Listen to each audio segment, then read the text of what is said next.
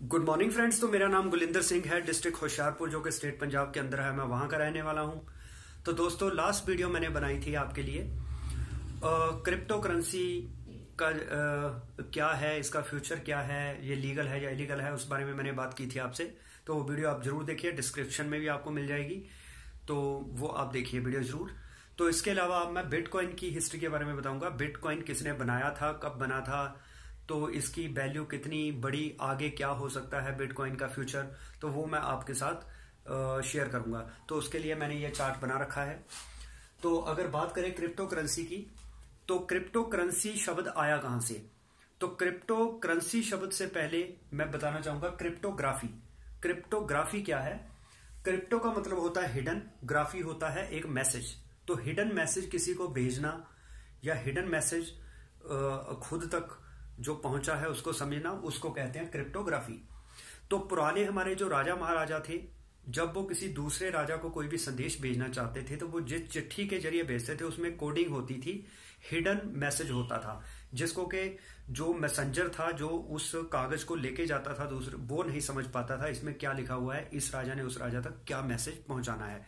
इसी तरह ही जो क्रिप्टो करेंसी है जो एक हिडन करेंसी है, तो इसका कोई भी अस्तित्व नहीं है। इसको हम नोटों की तरह, रुपयों की तरह छू कर नहीं देख सकते, डॉलर की तरह छू के नहीं देख सकते। ये एक कंप्यूटर के अंदर कोडिंग होती है। तो बिटकॉइन जो 2009 में बना था, तो ये बनाया किसने था? Satoshi Nakamoto.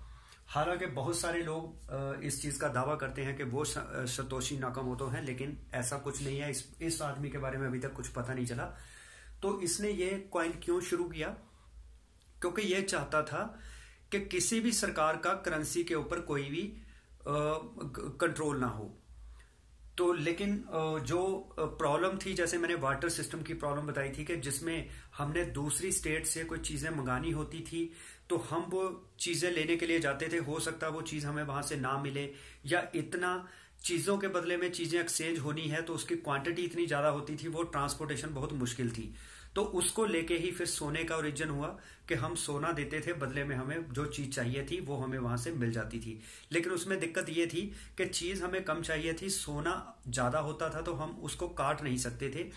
तो उसके बदले में बैंकिंग सेक्टर आया। तो बैंकिंग सेक्टर ने हमसे हमारे सोने के बदले में जो नोट दिए, तो उन नोटों के बदले में हमें चीज मिलती थी। तो लेकिन वो फिजिकल करेंसी की दिक्कत ये है कि वर्ल्ड वाइड अगर हम करेंसी का एक्सचेंज करते हैं तो उसमें काफी ट्रांजैक्शन चार्जेस लगते हैं, काफी और भी प्रॉब्लम्स हैं। तो जिस कारण से जो क्रिप्टो करेंसी का जन्म हुआ, तो वो जो लिमिटेशंस हटाने के लिए सतोशी नाकामोटो ने क्या किया कि एक बिटकॉइन बनाया। और इस कॉइन की जो संख्या है वो 2 करोड़ 10 लाख बिटकॉइन है पूरी दुनिया में। 2 करोड़ 10 लाख, ना तो ये कम होंगे ना ज्यादा होंगे, ये कोडिंग है, ये इतने ही रहेंगे। तो अब वर्ल्ड की 800 करोड़ आबादी है।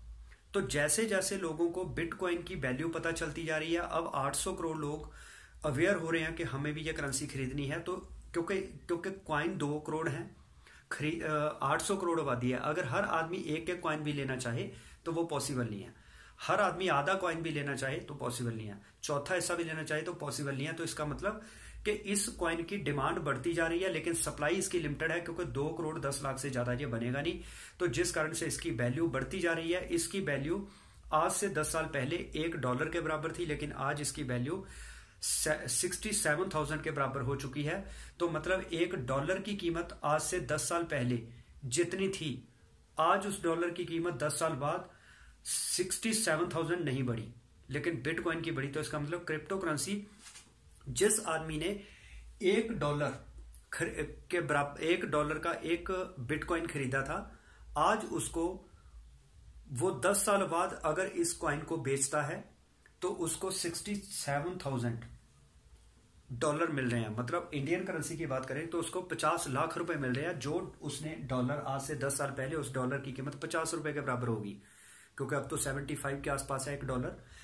तो जिस आदमी ने 50 रुपए की एक बिटकॉइन खरीदा था, आज उसको बदले में 50 लाख रुपए उस कॉइन को बेचने के मिल रहे हैं। तो आप हिसाब लगा सकते हैं, जिसने उस समय 100 कॉइन खरीदे होंगे, 100 कॉइन 5,000 रुपए के, इंडियन रुपए के, तो आज उसका पैसा 50 लाख को गुना कर लीजिए 100 के साथ, तो कितने करोड़ रुपए बन गए।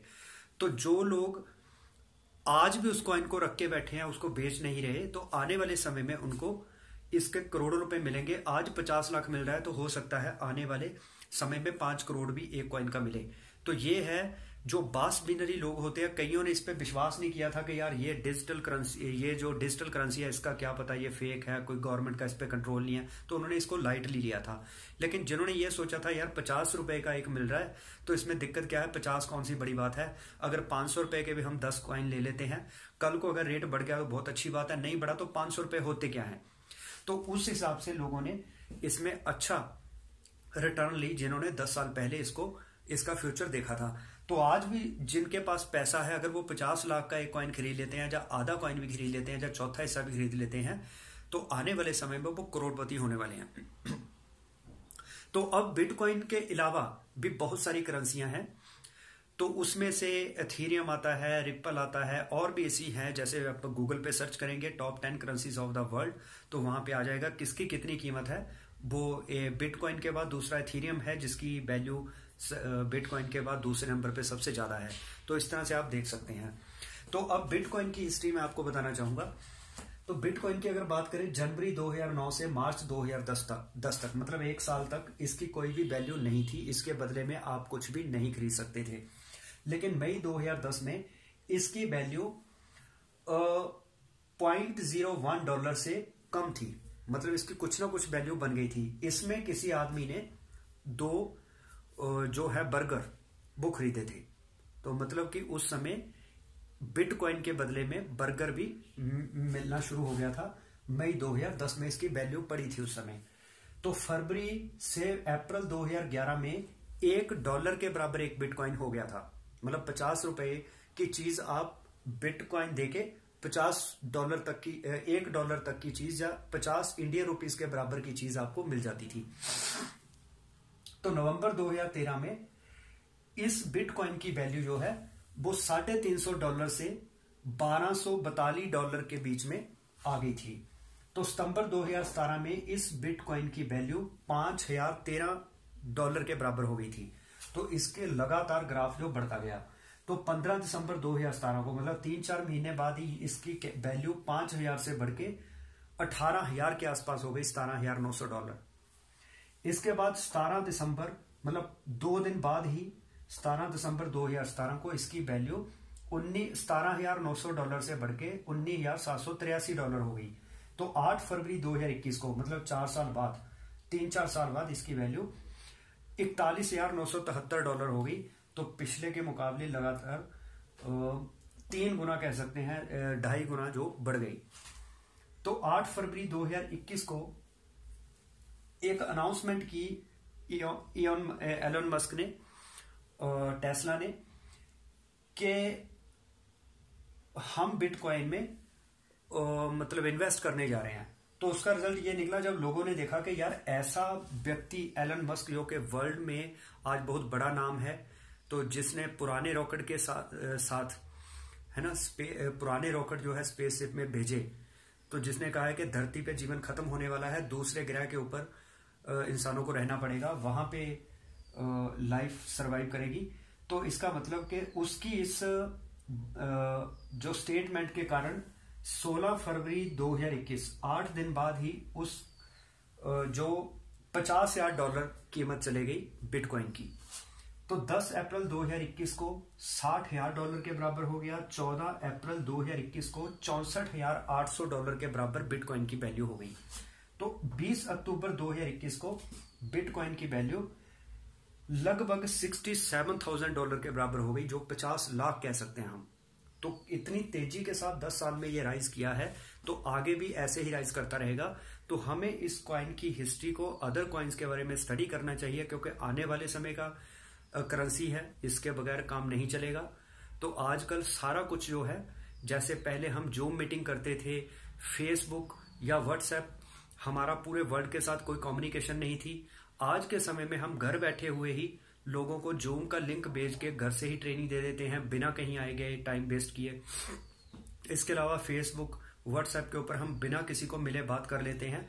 तो इसी तरह से क्रिप्टो करेंसी एक ऐसी करेंसी है जिसमें वर्ल्ड वाइड हम अपने घर से ही बैठे करेंसी को एक्सचेंज करके अपना काम चला सकते हैं। तो आपको समझना पड़ेगा कि आज जो ट्रेडिंग का जमाना है, कॉइन जो बाय सेल हो रहे हैं, लोग अच्छा प्रॉफिट ले रहे हैं, तो आपको भी इसको समझना पड़ेगा। जो रिटर्न आज क्रिप्टो करेंसी या बिटकॉइन दे सकता है, वो अदर करेंसी, फिजिकल करेंसी जो हमारी है, उसकी एक्सचेंज उतना पैसा नहीं दे सकती।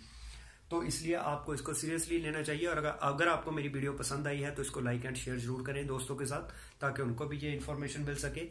इसके अलावा मेरे चैनल को भी सब्सक्राइब करें, बेल आइकन को प्रेस करें, ताकि आने वाली वीडियोस की नोटिफिकेशन भी आपको मिलती रहे। तो इन्हीं शब्दों के साथ मैं आपसे विदा लेता हूं। तो धन्यवाद।